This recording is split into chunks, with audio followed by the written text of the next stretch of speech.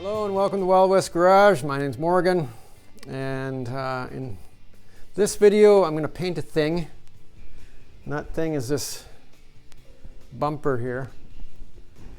I didn't build this bumper. A friend of mine dropped it off here. And I believe it's for a RAV4 no, not a RAV4. 4Runner. Yeah, what a 4Runner. It's got a nice note to it. I don't know if you can hear that. Anyways, so I'm just going to clean this thing up with some wax and grease remover. And I'm going to grind a few little spots on it where the welds are sticking out here a little bit. And that's probably about it. I might go over it with some like 100 grit or something just by hand, just to scuff it up a bit. There's a little bit of rust here and there. And a bit of mill scale on this pipe here especially. It's all oily. So anyways, I'll get it all cleaned up best I can, and I'm going to hit it with some epoxy, and then I'm going to hit it with some Tremclad semi-gloss, and then I'm going to put hardener in it and reduce it and everything because I'm going to spray it.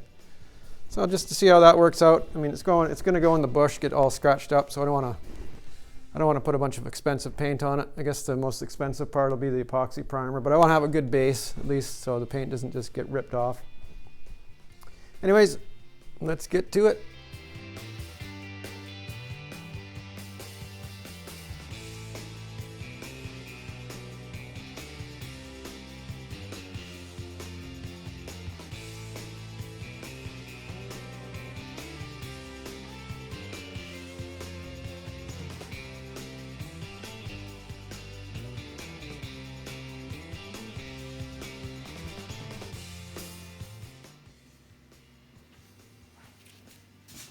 Chow time. So you can see how dirty this thing was. That's the first rag. This is the second rag. And working on the third rag. I don't know where it went. Anyways, I don't know. It's over here.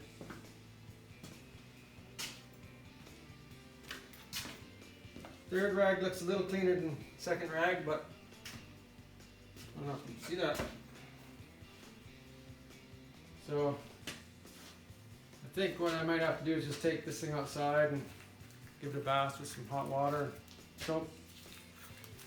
Because I'm just chasing this dirt around on this thing. It'll probably take 10 rags before it comes clean. I can wash it. At this point I can wash it with soap and water and it'll come out pretty clean. So I'll do all the grinding, and then I'll take it outside and hit it with some soap and water.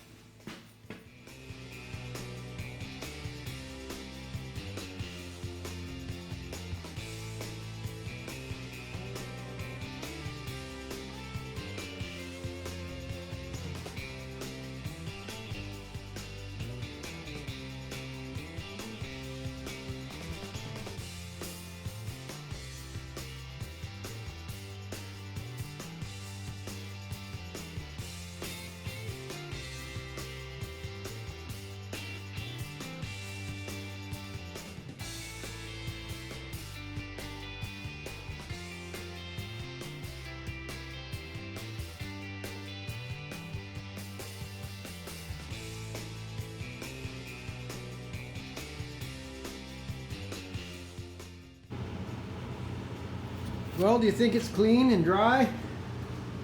So, not sure who made this bumper. There's some stamps on it here and there.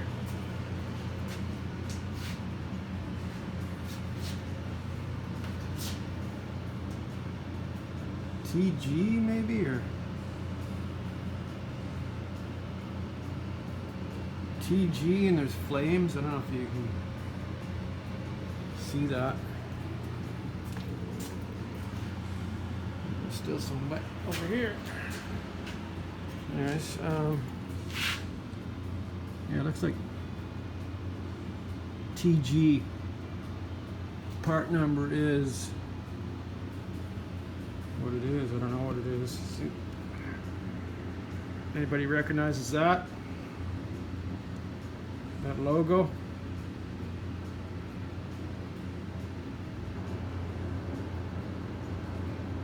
That part number? Anyways, kind of a cool looking bumper, but one thing, well, the only thing I don't like about it is, oh, this is all weird focused. Let's back out of here. The thing I don't like about this bumper is right here. See these two tubes touch? So how do you paint that in there? You can't. So they've welded it together on the back side here. And not all the way out. But see that weld? So there's a pocket in there. Of sorts, I guess. Anyways, you can't get paint in there. You can't, you're not going to get paint back in there. And so that's going to continually be weeping rust. So anyways, the only solution to that would be maybe to weld this completely around here, like connect the welding up. Or if I was going to redesign this bumper, put about a 2-inch space between these two bars, and just put it, you know, maybe up right here, up right there, just to space them out a bit. Or even 1.5 inches would be enough, and then you could paint it all the way around. So anyways, that's just whoever built this thing, if you're watching, smarten up. So anyways, I'm just going to go ahead and paint it. It's going on a bush truck. So I guess the easy solution to this is once it's painted, I can just tell the guy to, well, shoot a bit of you know, penetrating oil in there once in a while every time he cleans his truck or whatever, and that'll keep that from weeping rust. So anyway, she's squeaky clean now. So I said I was gonna do some grinding on it first, but I thought I'll wait until it's all clean. So I'll just go over it now with you know, knock down some of these high spots and just give it a rub with some 100 grit or 120 or something, just to knock off the splash rust. And then I'm gonna go ahead and paint it. So there we go. Cleaning 101. Think about it, if I had gone right straight into the soap and water, I don't think it would have cleaned all that oil off that was on there. So hitting it with the wax and grease initially was knocked most of that off, and then the soapy water got the rest of it, and then I did an acid wash on it too. So I hit it, sprayed it 3 times, actually 2 times with the spray bottle until I ran out, and then had some acid in a jar and just hit it with a brush. So she's good and clean now. Alright, I got this thing cleaned up pretty nicely. Did some grinding, a little sanding on it. Got these ends cleaned up nice. So then I had another round of wax and grease remover, and that's the last rag that I used. You know, mostly just iron dust and a little bit of like flash rust that came off it. So you know, I mean, I could keep wiping the thing, but I don't think it's really necessary. I'm just gonna go ahead and shoot some primer on it. And I was gonna try and use this this epoxy primer on it, but it's pretty old. I don't want to use it, so I'm just gonna use this Tremclad red oxide primer. But I am gonna put some hardener in it. Just some enamel hardener, and I'm going to use this stuff, this Japan dryer. Give this a try. Maybe put a capful in the mix. So I'm just going to go ahead and do that now. So I've mixed my paint. So I got 4 parts of the Tremclad, 3 parts of this lacquer thinner. If I had acetone, I'd use that. I want it to dry fast, so the lacquer thinner evaporates quickly. And then I've got 1 part of this. It's an enamel hardener, and just a cap full of this Japan dryer. So it's not doing anything weird. Like a lot of times, if you got incompatibility with products, you mix them up and it'll start to go, it'll curdle or go all stringy. But the fact that this is mixing together and isn't doing anything weird doesn't indicate that these products are necessarily compatible. But I guess time will tell. You know, if I spray it on there and it doesn't dry, or it stays, you know, gooey, then I'll know that I failed. But I don't think that's going to be the case. I think this is going to work. So I'm just going to go ahead now and strain this into my paint sprayer and start spraying. And one thing I'm going to do, I'm just going to explain it now because I'm not going to go into it in detail while I'm doing it, is I talked about this gap here, or this lack of a gap. I'm going to set my gun up with a narrow spray pattern, and I'm going to come in real close here and blow a bunch of primer inside there, and then any that runs out, I'll just wipe that off with a rag, and then I'll keep going. I'll paint the rest of it because I just want to force some product into there so that you know, there isn't bare metal in behind there.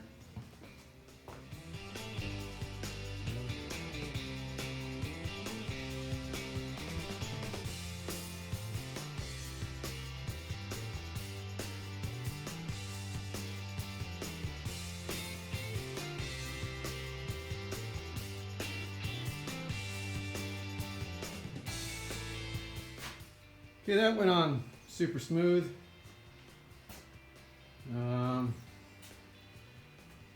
Mixed up way too much product, probably about 3 times more than what I actually needed. At least now I know. So I'm gonna throw another coat of primer on this after this flashes off. I mean, it's kind of got 2 coats on it already, really. I went around it a couple times, but no runs. So that's all good. So yeah, I'll just let it flash off now, and I'll hit it again. Okay, so put a coat of primer on here and it looks really good. But as I said, I had some product left over, and I was thinking I'll put another coat of primer on it when this kind of kicks off a little bit, right? So anyways, I stopped spraying this at probably about 120 or something like that, 130. Like, at least I looked at the clock out in the shop there when I started working on something else at 130. It was 130. And so never occurred to me that because I put hardener in this paint that it would, well, I guess let's see, what time is it now? It's 5:41. So when I came out here thinking, oh, it's looking good, put another coat on. This is what I found in here. It looks like, anyways, chocolate pudding. So I'll just put this down for a sec here.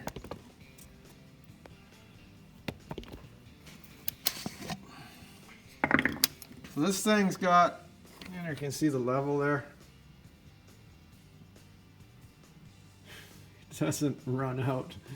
Got chocolate pudding in the cup. So the hardener really works, because if that was just straight Tremclad with some lacquer thinner, it would be liquid still. So anyways, the hardener does what it does, right?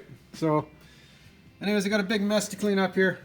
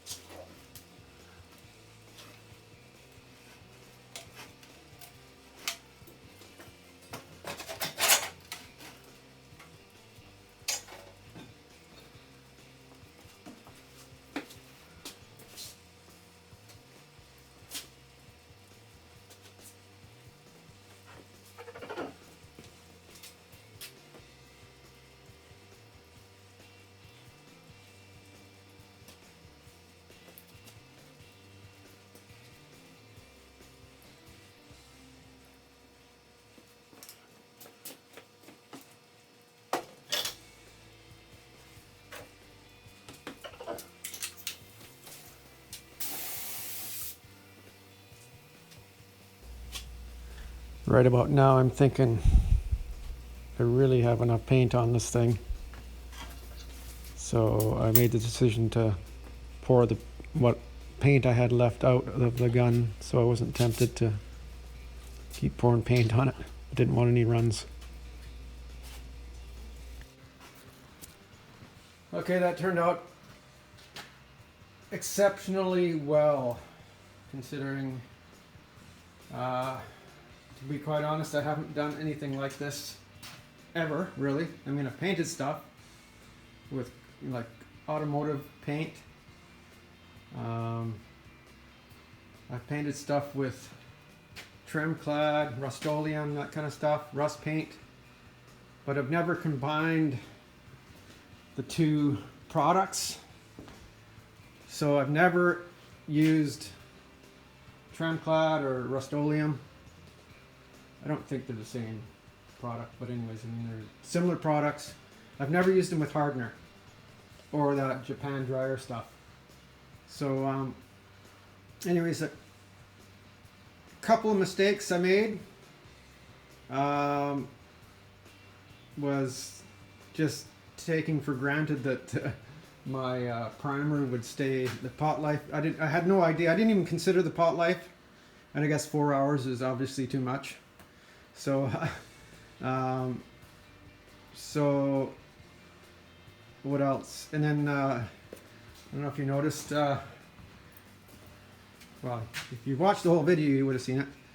I put too much paint on right here, and it ended up with, it was starting to, there was a curtain forming there, or a run, a big run, wide run. So I hit it with the heat gun thinking I could flash it off. Then I thought, well, I'll just lay it down and let gravity work for me. And it seems to have done the job, because there's no, I can't see it anymore.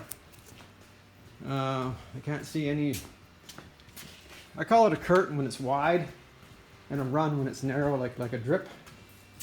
So there was a big curtain forming there. How you can sort of see it. There is a line. There's a line on it. I don't know if you can see that. Yeah, you can just, depending on how I light this up here. Anyways, there's a line right where the curtain is forming, but at least it's not, yeah, it backed off, so it's all good. So I think that's the only issue I had with the application part. And I was a little concerned because I only had about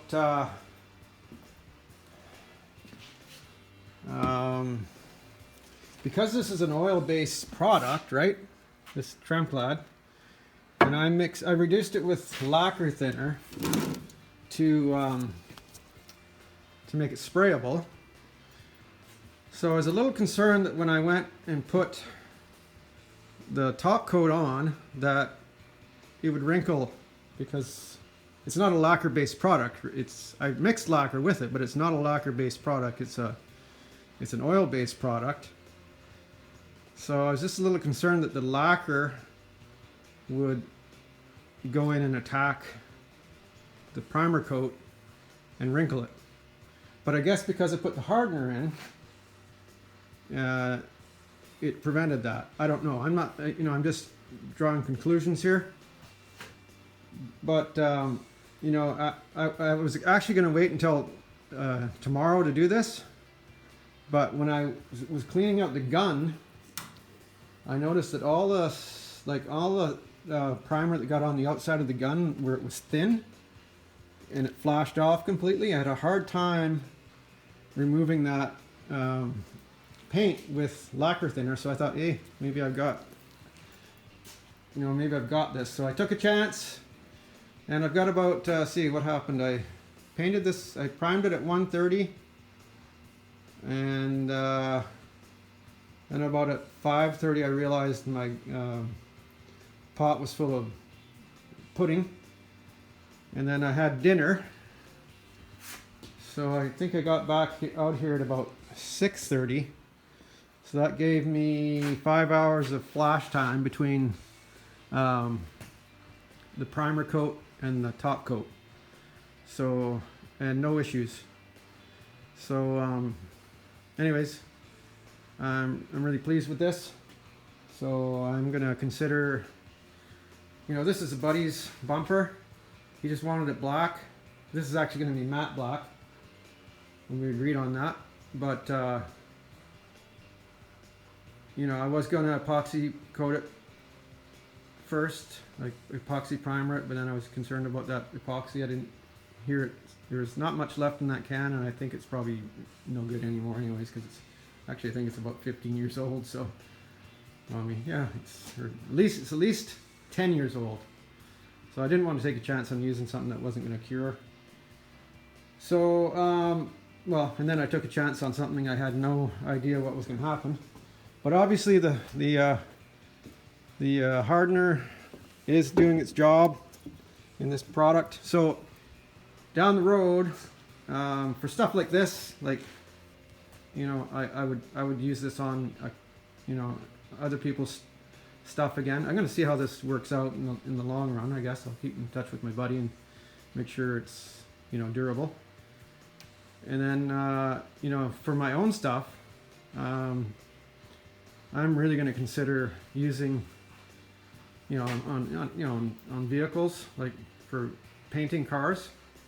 I'm going to try this. I'm going to try Rust-Oleum with hardener on a finish coat on one of my projects. I wouldn't do it on a customer vehicle, but certainly on my own stuff. I'm gonna consider it, and mainly because of the cost. This black Tremclad it's about 20 bucks here locally, Canadian. And when I was doing the Plymouth project, the 1950 Plymouth, it was a black car, and I paid $120 for a quart of base. And so I ordered it, went, picked it up, looked at the bill. It was 120. Well, I actually didn't look at the bill until I got home. Looked at the bill. It was $120 for a quart of base. Then I had to clear over that. So, and 120 bucks for a quart of base that needed to be cleared. So I phoned him and I said, "Did you charge me for a gallon?" And he said, "No, that's how much this stuff is. It's expensive." So 20 bucks versus $120. How much different can this stuff be? I mean, it's black. I mean, I bet you could clear over this. Maybe it's more durable. I don't know. I don't really buy that. But anyways, so anyways, like I said, on my own stuff, absolutely, I'm going to consider using Tremclad for the paint job. So once maybe I get a few of those under my belt, I can offer that as an alternative to to customers too. I mean, so anyways, enough rambling. Turn the camera around so you can see my happy face. All right, I'm happy. I hope you're happy. I learned something. I hope you learned something. I think this turned out awesome. I'm glad that I can. I mean, even if it went sideways on me, I still would have shown you what happened. It's all about learning how to do stuff here. And like I said, I'm really happy with this. So anyways, thanks for watching, and we'll see you next time.